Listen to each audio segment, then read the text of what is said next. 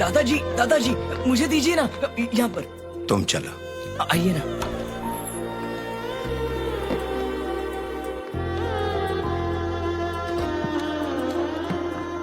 रघु रामैया जी, आप इतनी तकलीफ क्यों उठा रहे हैं?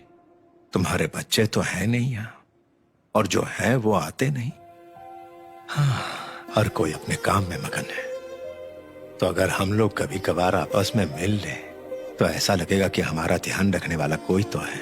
जैसे आप तो बहुत स्वस्थ है, आप यहाँ पेशेंट को दिलासा देने आए हो। चलिए डॉक्टर साहब इंतजार करें। रुक जरा, अगर किसी चीज की जरूरत हो तो बता देना। ठीक है रघु रमैया। चलता हूँ।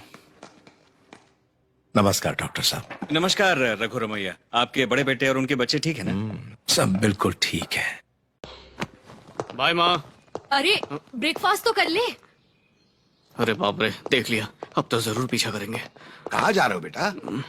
जहाँ मन करेगा जाऊंगा, लेकिन आपको मेरे साथ आने की परमिशन नहीं है। मुझे 1 महीने तक डिस्टर्ब मत करना। जा रहा हूँ मैं। 1 मिनट बेटा। 1 मिनट नहीं, सिर्फ 10 सेकंड का वक्त है आपके पास। दादाजी मरने वाले हैं। क्या? ठीक है, तू जा, आने के बाद बात करते हैं। क्या हुआ उन्हें? उन्हें लंग कैंसर हुआ है। डॉक्टर ने कहा है कि वो 5 वीक से ज्यादा नहीं बचेंगे। हम सब ने सोचा है कि उनके बचे हुए 5 वीक्स में से आखिरी 2 वीक्स हम उनके साथ रहेंगे। तुम्हारे चाचा लोग भी आ रहे, तुम भी अपना काम उसी हिसाब से तय कर लो, ठीक है? जाओ अब, जाओ।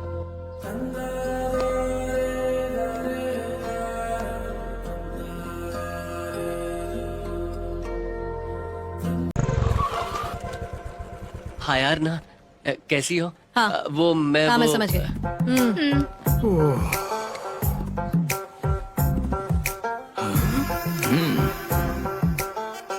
एंजल आरना। अबे ये क्या? अल्लू अर्जुन का साइन कर रही है ये? ज्यादा बोलेगा तो कहेगी कि अल्लू अर्जुन ने उसकी कॉपी की है। अब टाइम खोटी मत कर, क्लास शुरू हो गई तो शाम तक यहीं पर इंतजार करना पड़ेगा। अपनी शर्ट धोना मत, नेक्स्ट ईयर दीदी से फिर चेक करेगी। समझ नहीं आ रहा इससे बात कैसे शुरू करूं। हे मेरे राजा, हम फिल्मों की तरह तेरी लव स्टोरी को इतना ज्यादा खींच नहीं सकते हैं। कट टू कट सब करना पड़ेगा। उसके पास जा, शादी की बात कर, भाग जा, परिवार से पूछ, फिर शादी, और फिर सीधे कट टू फर्स्ट नाइट। है ना, है ना, है ना, है ना, है ना, है ना, चल जाना। शादी? हाँ।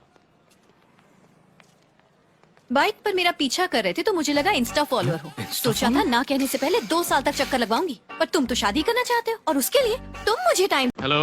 योरे, एक तो तू मुझे बिना बताए वहां चला गया, अब मेरे फोन नहीं उठा रहे हो और मेरे मैसेज को रिप्लाई भी नहीं कर रहे हो। तुम्हारी इतनी हिम्मत! तुझे पता है तेरे जाने के बाद मेरी जिंदगी नरक हो गई है। आप माँ ठीक तो है ना? हाँ, एक प्रोजेक्ट की वजह से यहाँ अटका हुआ हूँ, नहीं तो कब का वहाँ पहुँच चुका होता। लेकिन तुझे मेरे दर्द से क्या फर्क पड़ता है? अच्छा बताइए, फोन क्यों किया? मैंने शादी पक्की कर दी है। किसकी शादी? मेरे बेटे की। दामोदर को जानता है? हाँ, हमारा क्लाइंट। हाँ, उसकी बेटी के साथ। Thank you very much sir.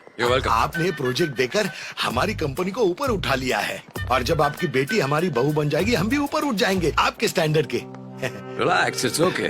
What I am saying कि पहले अगर आप अपने बेटे से बात कर लेते तो अच्छा होता। सर, हम लोग 2 अलग अलग हाथ की तरह हैं। टकराएंगे तो एक ताली बजती है, वैसे ही हम एक जैसा सोचते हैं। मैंने तो ऐसे ही हवा में तुम दोनों की शादी की बात की थी, लेकिन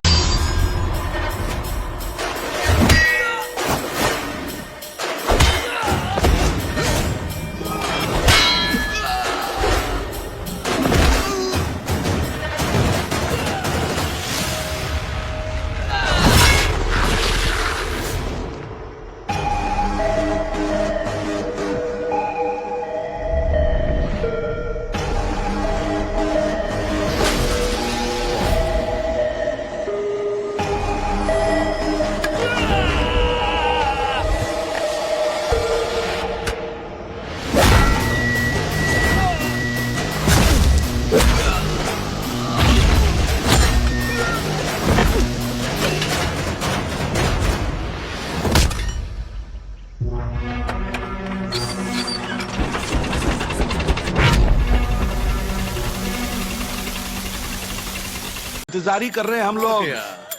बंद करो ये सब, अभी यहाँ कुछ नहीं हुआ है। शांत रहो तुम, शांत रहो। आप ऐसा क्यों कह रहे हो? ससुर जी आखिरी सांसें गिन रहे हैं और आप हमें रोने नहीं दे रहे। अच्छा, और तुम एम्बुलेंस में रोई थी उसका क्या?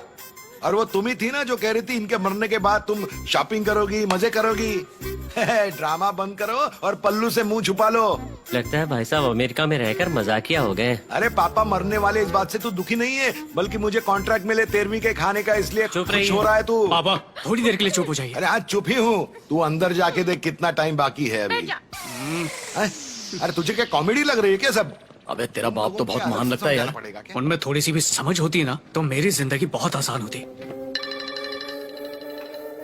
ये इस वक्त फोन क्यों कर रहा है? सर, सर पता ये नहीं हॉस्पिटल है और ये आईसीयू है, पापा को यहीं भर्ती किया है हमने। और इस तरफ एग्जिट है। ए हट जाओ सब, ये एग्जिट है सर, यहाँ से बहुत